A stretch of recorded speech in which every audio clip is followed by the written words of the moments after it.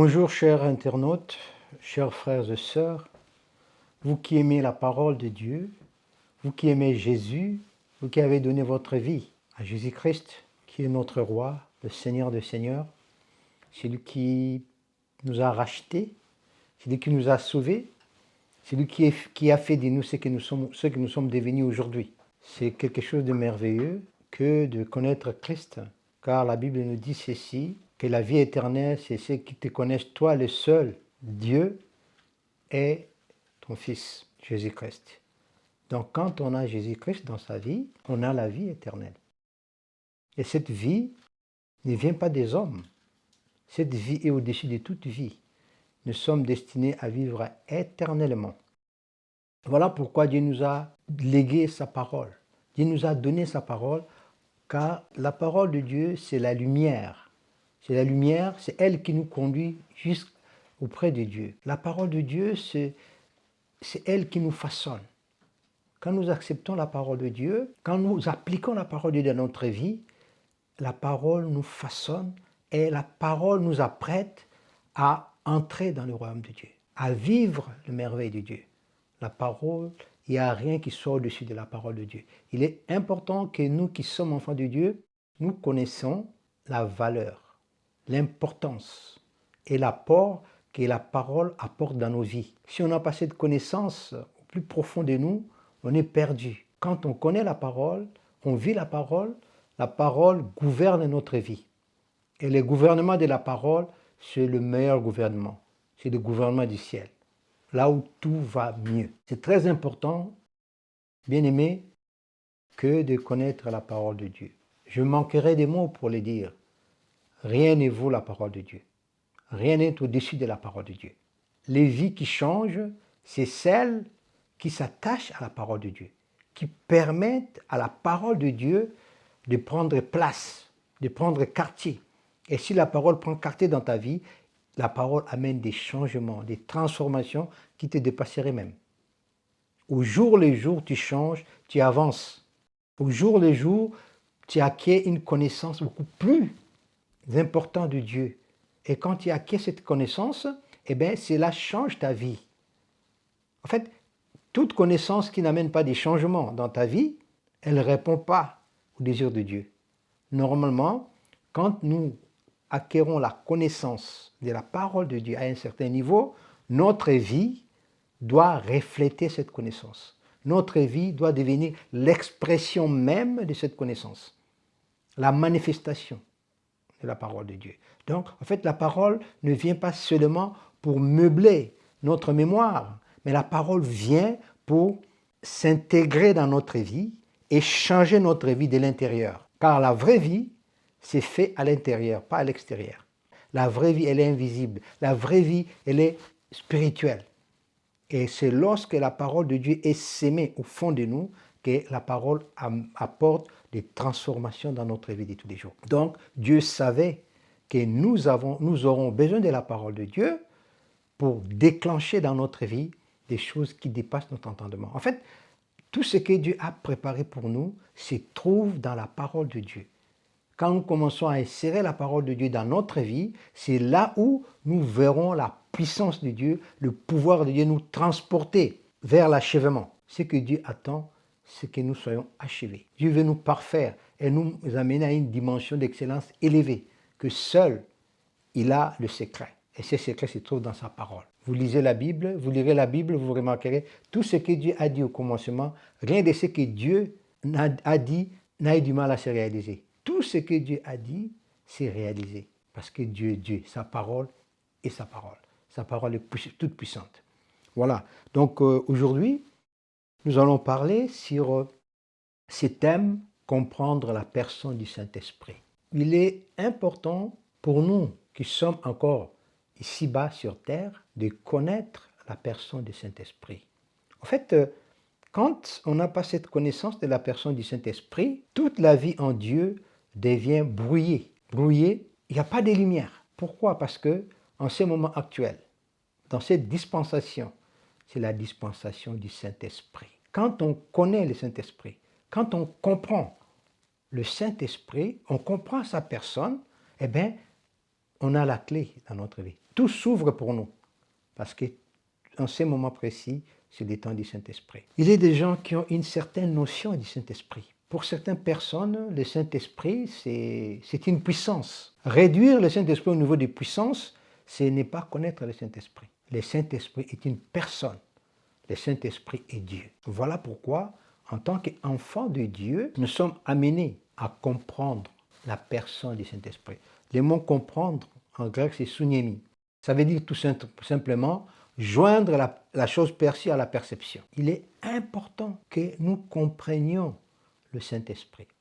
Alors je vais lire un passage de la parole de Dieu où Jésus-Christ dit à ses disciples, « Quand sera venu le consolateur que je vous enverrai de la part du Père, l'Esprit de vérité qui vient du Père, il rendra témoignage de moi. » Donc Jésus-Christ était en train de parler du Saint-Esprit. Dans Jean 16, verset 12, il dit ceci, il dit « J'ai encore beaucoup de choses à vous dire, mais vous ne pouvez pas les porter maintenant. Et quand le consolateur sera venu, l'Esprit de vérité, il vous conduira dans toute la vérité. Il ne parlera pas de lui-même, mais il dira tout ce qu'il aura entendu et il vous annoncera des choses à venir. » Donc, Jésus essayait d'expliquer à ses disciples la part que le Saint-Esprit aura dans leur vie. Parce qu'en ce moment-là, lui-même, il partait. Il avait achevé sa mission, il devait rentrer au ciel. Et là où il vivait avant, il devait reprendre l'éternité. Et il a envoyé le Saint-Esprit.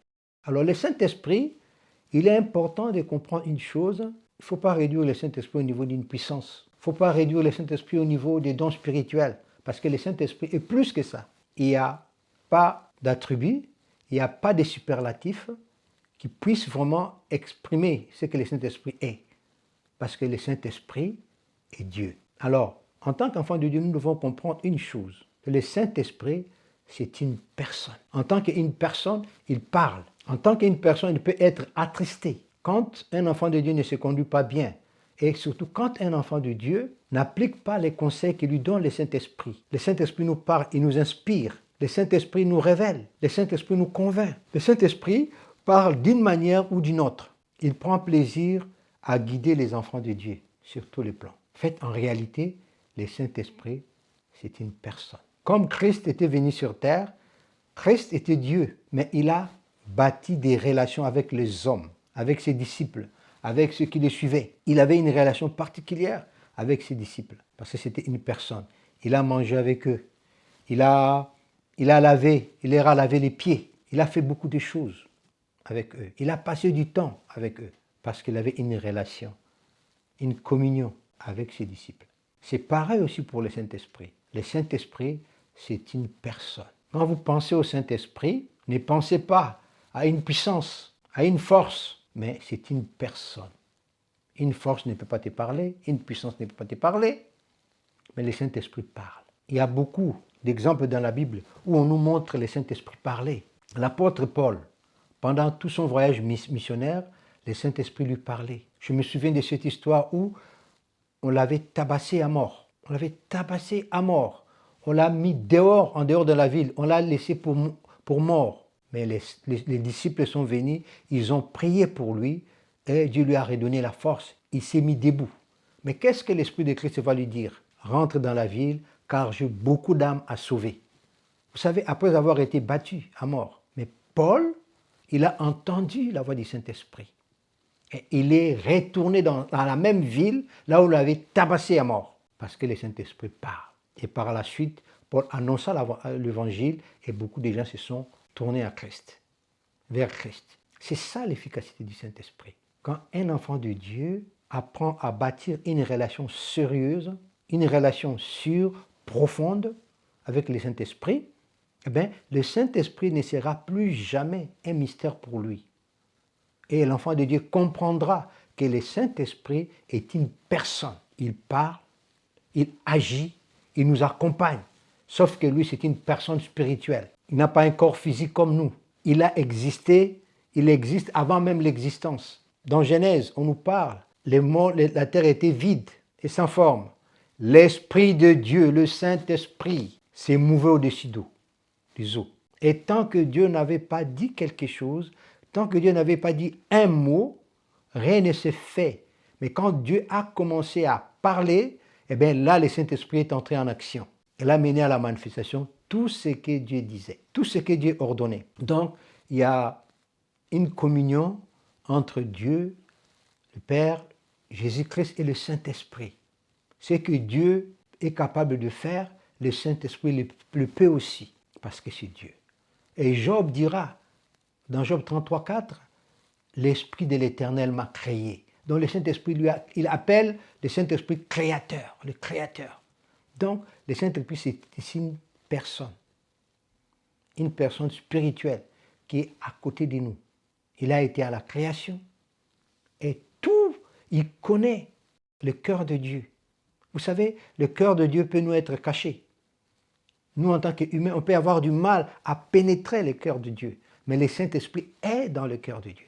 Il connaît, comme la Bible nous dit, il connaît les choses cachées de Dieu. Il connaît les intentions de Dieu. Il connaît ce que Dieu a à cœur à faire. Voilà pourquoi Jésus nous a envoyé le Saint-Esprit pour nous accompagner dans ces temps. Donc, le plus important est que chaque enfant de Dieu comprenne que le Saint-Esprit est une personne. C'est une personne vivante qui est à côté de nous, qui marche avec nous. Donc ça, il est important que nous le sachions. En fait, quand un enfant de Dieu arrive à comprendre cela dans sa vie, sa vie change. Parce qu'il a affaire non avec une force, avec une puissance, mais avec une personne qui les comprend, qui peut sentir. Tu peux comprendre ce qu'un enfant de Dieu vit. Comme quand Christ était ici-bas, il était à côté de l'homme, il était avec l'homme, il comprenait les soucis de l'homme, il portait les fardeaux de l'homme. C'est ce genre de relation que le Saint-Esprit voudrait bâtir avec nous, en tant qu'enfants de Dieu. Nous devons comprendre cela, bien-aimés, que Christ nous a envoyé le Saint-Esprit pour que le Saint-Esprit nous rend efficaces, pour que le Saint-Esprit nous ouvre notre esprit, pour que le Saint-Esprit nous fasse entrer dans une autre dimension des relations avec Dieu, car lui-même est de Dieu. Le grand problème aujourd'hui, beaucoup de gens, beaucoup d'enfants de Dieu n'arrivent toujours pas à comprendre que le Saint-Esprit est une personne. Si nous reconnaissons que le Saint-Esprit est une personne, alors nous devons lui faire part de tous nos projets. Et nous devons surtout chercher à savoir ce que le Saint-Esprit veut. Parce qu'en fait, le Saint-Esprit véhicule le dessein de Dieu pour nos vies. Le Saint-Esprit véhicule tout ce que Dieu a à cœur pour nous, ses enfants. Alors, si nous, on les considère comme une personne, vous savez, notre vie avec le Saint-Esprit ne sera pas autre que ce dont nous croyons, ce dont nous comprenons. En fait, la compréhension, c'est quelque chose de profond.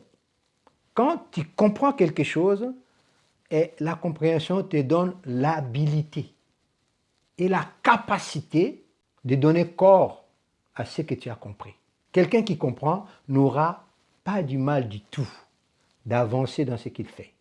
Quelqu'un qui comprend sera à l'aise dans son élément. Parce que quand on comprend quelque chose, c'est comme si une lumière qui vient éclairer notre fort intérieur. Nous comprenons la chose, nous tenons la part qu'il faut, la meilleure, et nous avançons.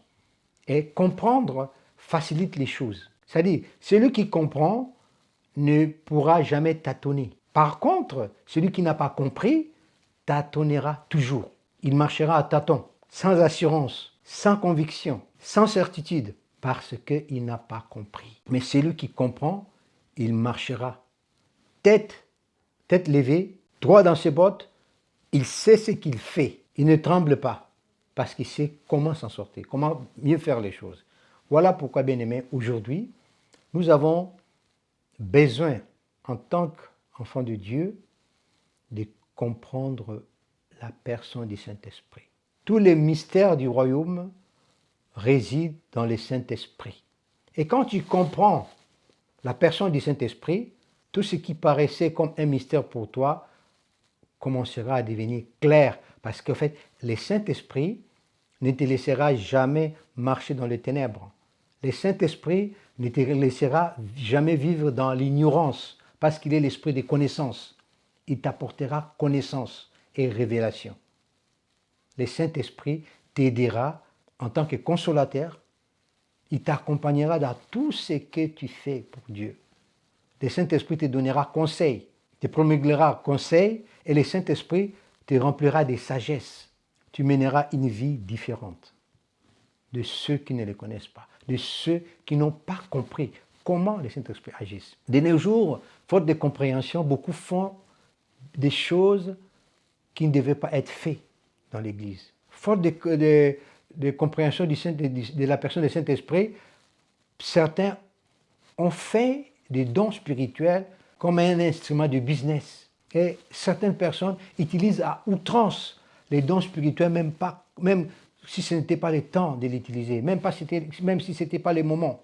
En fait, faute de compréhension de la personne du Saint-Esprit, les gens utilisent ce que Dieu a mis en eux d'une mauvaise manière, des mauvais côtés.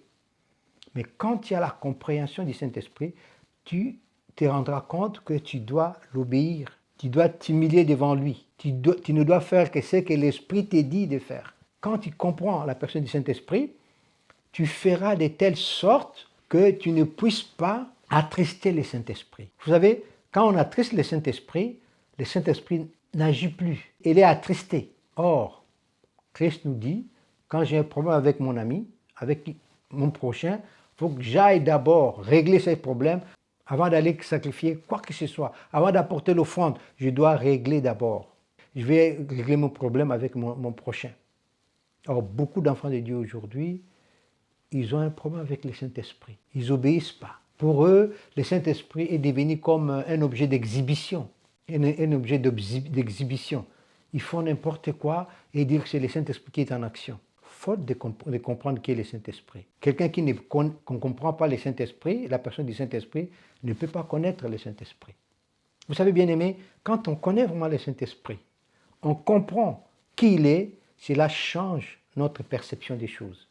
Cela change notre approche des choses spirituelles. Parce que le Saint-Esprit est là. Tout ce qu'il a en cœur, il va le déverser en nous. Voilà pourquoi, bien-aimés, il est important de comprendre la personne du Saint-Esprit. Il est Dieu. Il est Dieu. Le Saint-Esprit n'est pas notre instrument. Par contre, il peut nous utiliser comme ses instruments de paix, du salut, de guérison, de délivrance. Entre nous et le Saint-Esprit, lui, il est au-dessus. Nous, on est tout en bas par rapport à lui. C'est ce qui fait que, de nos jours, souvent, les choses ne vont pas comme ils devaient être. Parce que les gens ont fait du Saint-Esprit un objet de spectacle. Le Saint-Esprit n'est pas un objet de spectacle. Le Saint-Esprit fait des choses à dessein.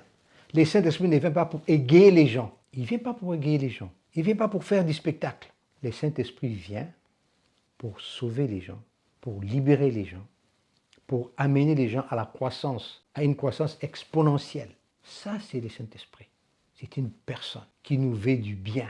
Et c'est ce qui fait que quand quelqu'un a cette compréhension de la personne du Saint-Esprit, cela se voit dans sa manière de vivre. Cela se voit dans sa manière d'honorer Dieu. Et cet homme-là marchera ainsi parce qu'il connaît qui est le Saint-Esprit. De nos jours, beaucoup de gens parlent du Saint-Esprit sans même comprendre qui est la personne du Saint-Esprit, sans même connaître qui est le Saint-Esprit. Ils ont un Saint-Esprit à leur manière, qu'ils ont conçu à leur manière, qu'ils traînent partout, même là où ils ne devaient pas être. On les traîne partout, on fait de lui tout ce qu'on veut. En ce moment-là, ce n'est plus le Saint-Esprit qui agit, c'est un autre esprit.